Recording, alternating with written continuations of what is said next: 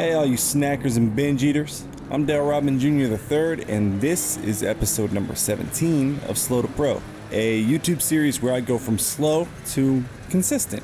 I'm not going to use the word fast yet, but I can say that Zabina and I are starting to see eye to eye a little more than ever before. She still bites from time to time, but I kind of like that about her. Today we are at Spa for a multiplayer race, and man oh manowitz, do we have ourselves a race on our hands. If when I say the word kink you think of a hairpin turn, go on ahead and make sure you're subscribed and tell me what your favorite kink is in the comment section. While you're down there, cup both hands for me and click the like button. That's my kink. As we get the green light, I don't know how I didn't get a speeding penalty there. We're gonna head into Eau Rouge, which I'd rather call Big Sweepy Boy. Someone comes running up from behind and wants to win it all, and they end up 3 wide behind us for some bumper cars, which gives us more space than Star Trek. And I'm kind of obsessed with space. Space makes Dale Robin Jr. III comfortable, Sheila. Little backstory here, I qualified 6th, and like usual, a lot of people did not qualify. But I believe I'm far enough ahead at this point to avoid the inevitable big wreck. So anyone around my skill level is probably going to get gobbled up in that, and the only people passing me should be the super fast guys that'll know when it's at least safe to pass, and they're not just going to dive bomb me like I would do to the AI. As we're coming up here on turn 10, I start getting a little bit of confidence. I think I'm starting to keep up, and even if I'm not, I'm close enough to gain a position if these two camels decide to run off for a drink. So I decide to focus, make sure I'm braking well, so I can take advantage of the traffic and keep up. Because if these guys get any space between them, I'll never see them again. There's a reason they qualified ahead of me. Spoiler, it's because they're faster than me. So the only thing keeping this green Aston Martin in my range is the car in front of him, and the only thing slowing him down is, well, the pressure in his mirror and the cars in front of him. Because of all that pressure, lids start to pop. The red McLaren ends up giving the Porsche, Zabina's cousin, a little bit of a bump to the outside, and I was lucky enough to see it and avoid. I get a better exit than the Aston, and it's just like that old saying about camels drinking. It ain't what you're drinking, but where you're drinking it. And right now we are drinking it in P4, which is the highest position I have ever been in. And I'm not talking about finished, I'm talking about been in. I have never been in a position higher than 5th. And I have a visual on P3. And what's that? Is that P2? Oh my goodness. So I handle the bus stop about as well as a kindergartner with separation anxiety on the first day of school. But lucky to us, so does every other car around us. So then thankfully the battle for 5th creates a bit of a gap and lets me start to relax my fears of getting rear-ended and having my whole damn day ruined like the day Sheila left. At this point, the only people in front of me are on the podium, and I realize it's time to settle in and start listening to Zabina and what she needs to keep her happy on the track. Because if I don't, the people behind me are going to catch up, and I'd really like to keep P4. It would be the best result I've ever had in Assetto Corsa Competizione. So I'm just going to settle in behind this McLaren and try to settle my mind, because as a rookie, that's what I find myself fighting the most. I start thinking too much about my position and the finish that I stop focusing on driving fast to get there. And not to say I can drive fast, I just mean my fastest. Lucky again for us, the driver of the McLaren may not be drunk, but he's got the spins. And that'll give us a podium spot for the moment, which is going to fry my brain just as it was beginning to cool off. And what's really exciting now is that I've gotten to a podium position, and now that I'm in that position, there are now 2 cars in my mirror. This is the part where I start to hope that the second guy in my mirror is going to try to make a pass, and it'll slow both of them down and allow me to build a bit of a gap and stop driving like there's 2 cars in my mirror. But because there are 2 cars in my mirror, I keep looking at the 2 cars in my mirror, and I'm freaking out about the 2 cars in my mirror so much that I miss my braking point. But one of the cars in my mirror is a better pilot than I and doesn't take us out of the race, but he does end up 2 wide because of my error, and I'll take that advantage and won't look this gift horse in the mouth too much about how we got here. We can just call that a defensive line. At this point in the race, I'm still looking at these guys in my mirror, and I start to realize that if they're jockeying for position and keeping up with me, it's only a matter of time before that fight ends and they both pass me. But for now, I'm trying to charge ahead while we've got some clean air to try to at least build the gap between us and whatever traffic is behind these 2 knuckleheads in my mirror. We got a small break until the next bit of action, so this seems like a good spot to talk about lap times. My best lap time of the session was a 222.041, and my best ever lap time at Spa was from qualifying, where I ran a 221.834, which is way off pace from what everyone on Reddit seems to be doing. As we come up here through turn 1, I was nervous about getting shunted by the guy in my mirror. I tend to brake earlier than the fast people, and sometimes I catch them off guard with my slowness, but it didn't happen here, and I'm feeling good. As we come down to Eau Rouge, I remember just wanting to survive Eau Rouge, so I took it a bit easy, maybe a bit too easy, and that speed loss leading into a big straight is a disaster. So I know that I've screwed up, and I know homie in the green in my mirror is faster than me, so I make a business decision to just get over and let off the throttle for a second and let him by, because I really didn't want to be side by side and lose a second position due to a battle, but I went ahead and lost another position without any help at all, just by being slow and stupid. And now we're getting into the best position battle that I have had so far. The gentleman behind me in the Lexus and I are going to be going at it like two feral cats. He comes up the inside here on turn 10, but I've got the better exit line and we hold side by side, but I don't think he trusts me through the exit here and backs off, and we end up with a clean exit. I think he was afraid I might run him off the track. If he was afraid I'd do that on purpose, fear not. If he was afraid I'd do it on accident, that is a very valid fear. That is a good concern. We get the front tires hooked back up, put the power back down, desperate to escape this goonie behind us, and that's when I noticed that there are cars in front of me again. If this guy in front of me catches the guy in front of him, I might be able to get a crack at P4 again. And while I'm distracted by my dreams of 4th place, the Lexus was busy planning his run at me. The awesome thing for him is that I really struggle here through turns 15 and 16. I just cannot seem to find my way through that section with any sort of speed. So that gives the Lexus the bright idea to take his run at me through turns 17 and 18, but he doesn't have enough speed to pass me, and I didn't want to crash in turn 18, so I let off and I let him have it right there. I don't know if I could have avoided contact without letting off so much, but at this point I'd rather just stay in the race. Lucky for us, he's more nervous about being ahead of me than I am upset at him for what I'm calling a reckless pass, so he takes a terrible run through the bus stop and I take a much less terrible run, and we're right back on his bumper. Let's see how long it's going to take for him to crack when he sees Sabina staring at him in his mirror. Oh, yep, that wasn't long. I took a really tight line because after seeing how aggressive he was in turn 18, I just don't know what he's got up his sleeve after that bad turn there. Luckily, he just tucks in behind us. As we head down again to Eau Rouge, I know he's going to get me on the straight, either through my lack of speed through the turn or just by drafting alone. But this time, I decide I'm going to fight for the position. I'm not going to give it away and let off the throttle. I've learned that while this guy might be faster than me, I have more consistency. So if he gets ahead of me, he's going to struggle to stay there. So let's see if I'm... Yeah, there, Tokyo Drift. He's on marbles. And that's a major confidence booster to realize that I am in the race. I am able to keep up, make decent decisions, and I'm not going to say I'm fast, but I'm way faster than I was. We're holding P5 at the moment. That's a big change from weeks ago. A few weeks ago, I was literally getting lapped by the entire field. Now I've barely practiced at Spa, just a few hours. Came back from surgery, and we are in P5. That's the best I've ever finished, and that was at Monza. And I got way too many laps at Monza, so I'm super familiar with Monza. And just beginning to get cozy at Spa. So to be holding 5th place on a track that I'm still learning feels like I'm starting to learn how Sabina likes it better than I ever knew how Sheila liked it.